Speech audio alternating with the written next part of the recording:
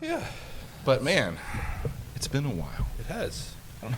I kind of feel bad because, of course, we have some tremendously loyal followers. Yeah. Your dog is one of them, of course. Absolutely. Yeah. Can't wait for the next one. And I'm sure you've been getting like emails upon emails. Why haven't you done another podcast? Right. I'm waiting for the next Homeology podcast. Hey, everyone, and welcome back to the Homeology podcast, a weekly conversation with your HVAC team here at Vertex Mechanical.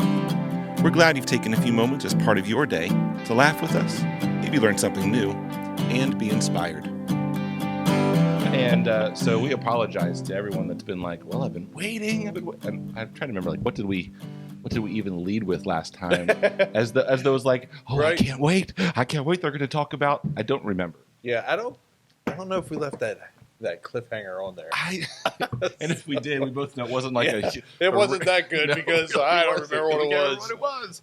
I do know, however, that we discussed a topic that you're like, oh, that'd be a fun one, which was around brands and nameplates and badges and that kind of stuff, which is what we're going to hit today on the Homeology podcast. So welcome back.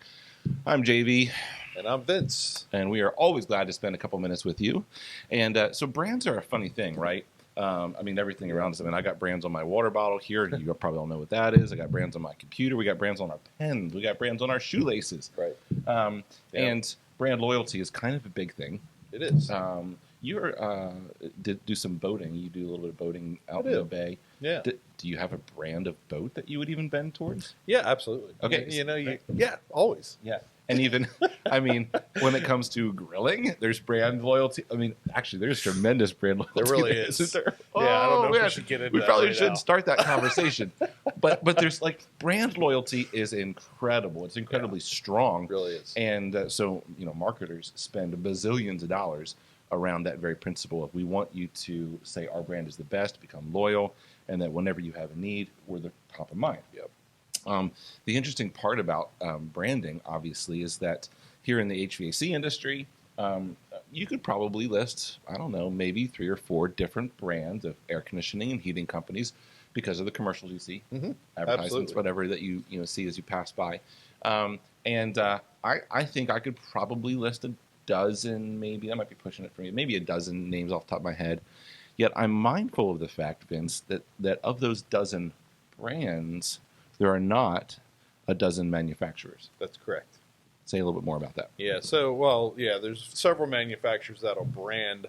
I can think of one. They probably have 15 badges that they put on, and it depends on what market it is.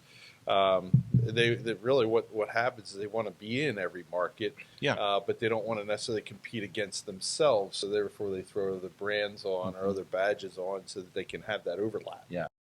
Okay. And so that's some of the reason why they do it. A lot of times that stuff when it's coming right off of the factory line, it is really very, very little changes from one badge to another. Sure. It's definitely a thing out there. So I have a newer home, and I didn't even choose what kind of system was going in. That's ours. right. It just got stuck in there.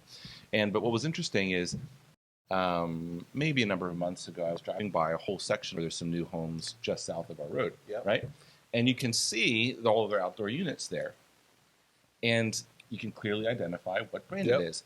And I remember thinking, oh, that brand, huh?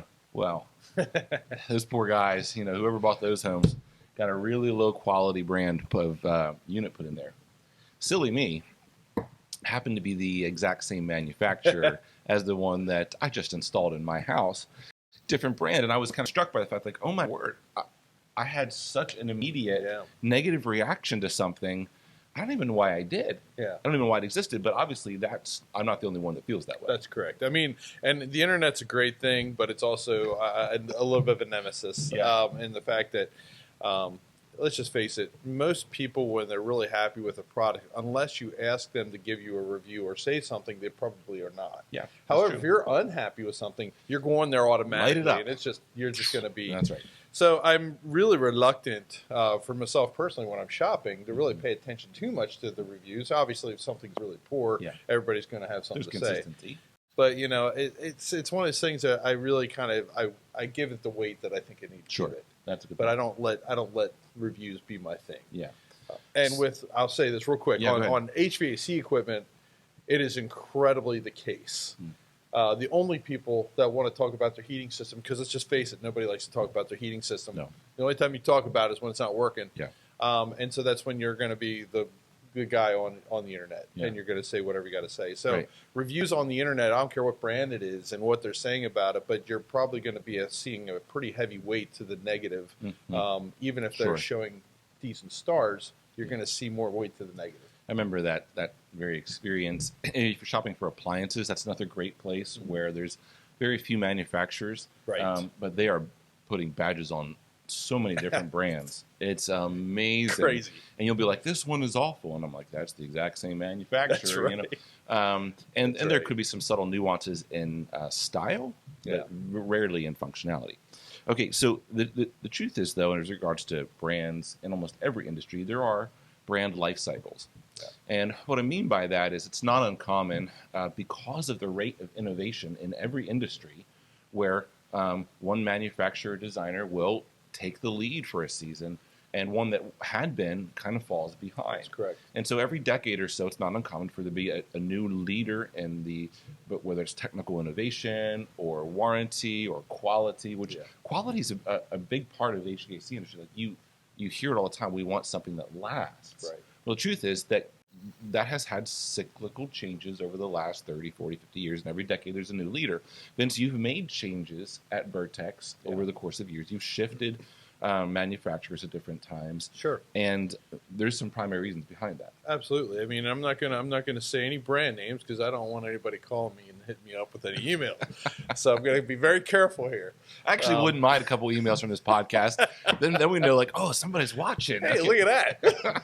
No, okay, fair enough. But, no specific names. So I would say if you go back 10 years ago, I was a part of I was a dealer for a very popular brand, known to be the best in the market, and I would say that I actually agreed with that. I mean, in that time, I could pick that piece of equipment and put it into a situation where we knew that maybe there was an airflow problem or something, but in the moment, this is what we had to do. Sure. We're going to be putting a piece of equipment into a place where it's not going to be the happiest.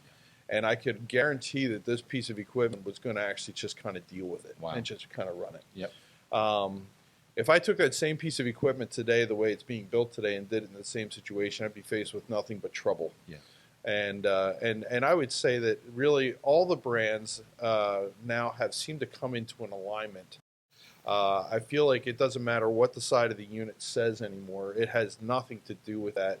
Nobody's having the effort to use heavier sheet metal or thicker copper. Let's just face it. Americans have kind of driven the market to where they want the best value they can get, and unfortunately, best value doesn't always mean longevity. Yeah, that's a great point. And so, really, what it's coming down now to, I'd say in the last half dozen years or so, is it comes down to the installation aspect. We have got to constantly train our installers, our service guys, on what to look for, how to install correctly. When we design a system, make sure it's getting enough of air. All these things. We just cannot shortchange anything if we're going to try to get a system out there that's going to last 12 to 15 years, which is now the new norm. Right. Just the other day, I took a system out from somebody that 38 years old. Wow. I'm like, that was amazing. like, I think that might be a new record. I mean, I've had stuff 30 years old, but 38 years old. So, I mean, that thing, and it still works. They're just replacing it because it's 38 years old.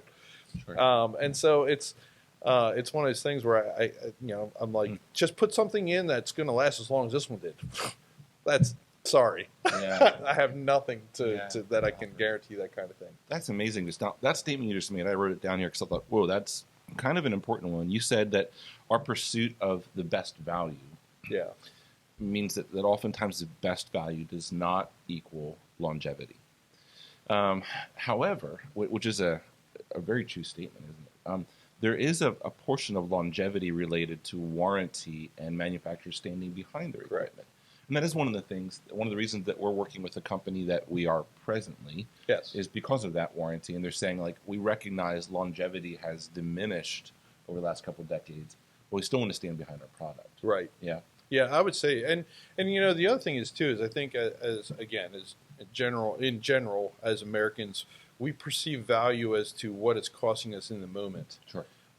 Really, I encourage all of our customers, as we're sitting down with them talking about their options for their new system, to not look at the now, but you got to look at a 15-year span. So if we expect this system to last 15 years, let's look at how much is this going to cost in energy costs over 15 years, our upfront costs, our maintenance costs, and what is our perceived service potential. Yeah. Talking about warranties, and some of these companies now are putting a 10-year parts and labor warranty on things, so we don't have to worry about that warranty issue or service cost issue for at least 10 years. Sure.